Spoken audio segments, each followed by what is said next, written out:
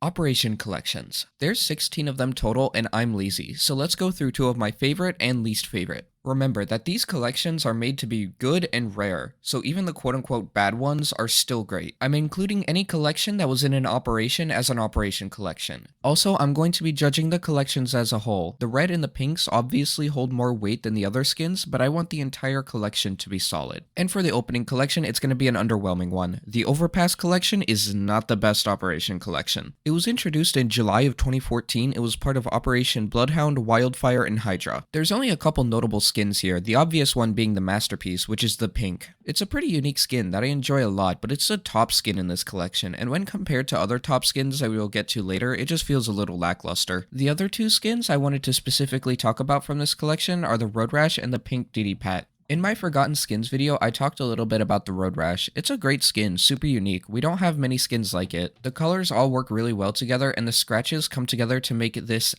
masterpiece of a skin. The pink Diddy Pat though is a whole lot less interesting if you ask me. It looks fine, but I personally think it's a little boring. I really don't know what else to say about it. Here, you can stare at it for a couple more seconds if you want.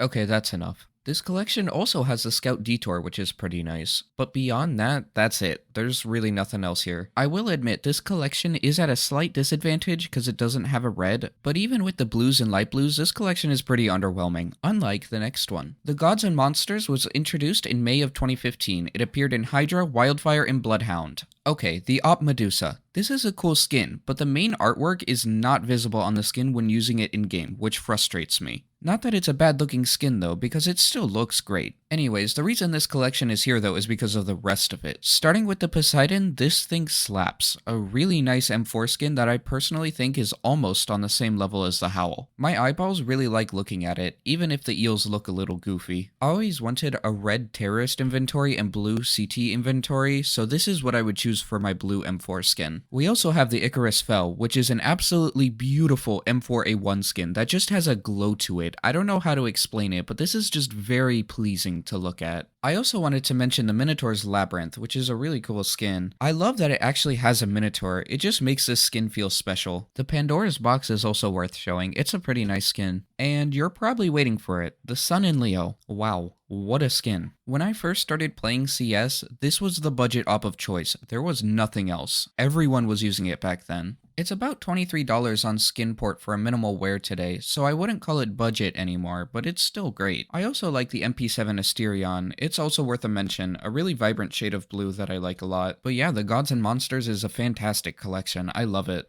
Moving on, as much as I love the Imminent Danger, the rest of the 2021 Vertigo collection is just not it. It was introduced in September of 2021 along with Operation Riptide. Of course I love the Imminent Danger, it's a really unique skin that I think deserves way more hype, and the two pinks are pretty nice as well. The 5.7 Fall Hazard has the same style as the Imminent Danger and is very pleasing on the eyes. And the SG Hazard Pay looks great as well. We also have the Galil Caution, which is pretty nice, probably up there as one of my favorite Galil skins, but beyond those four, there's really nothing that gets me excited. I should probably mention the green laminate, but I don't really like this skin. It's my least favorite of the AK laminate skins. I just don't think it's a good shade of green. The Nova Interlock is alright, but it's also nothing crazy. So let's move on to my favorite Operation collection. The Rising Sun collection was introduced in 2015 and made an appearance in the same operations that Overpass did: Bloodhound, Wildfire, and Hydra. This collection is absolutely stacked with good skins, so let's start from the top. The Akihabara Accept is a pretty good red. It's definitely not the best, but when the rest of the collection is as good as it is, who cares? The AK-47 Hydroponic is legendary. This is definitely up there as one of my favorite AK skins. Everything about it works in my opinion. One of the things that makes this skin so special in my opinion is the intact wooden handle and stock. It just works. 10 out of 10 AK skin right here. The Sunset Storm and Neon Kimono is also in this collection.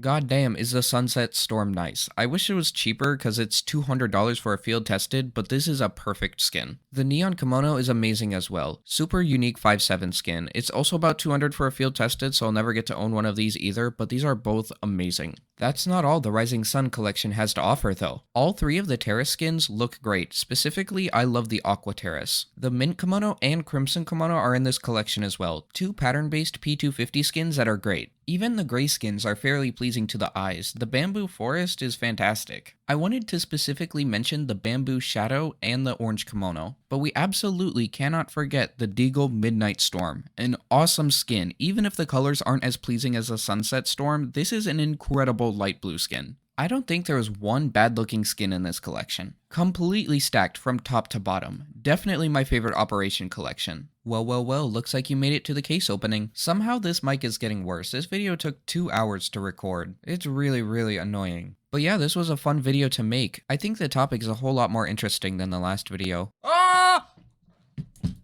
Okay. We're up to about $18.50 wasted on cases. That is not enough to buy this bounce house off of Amazon.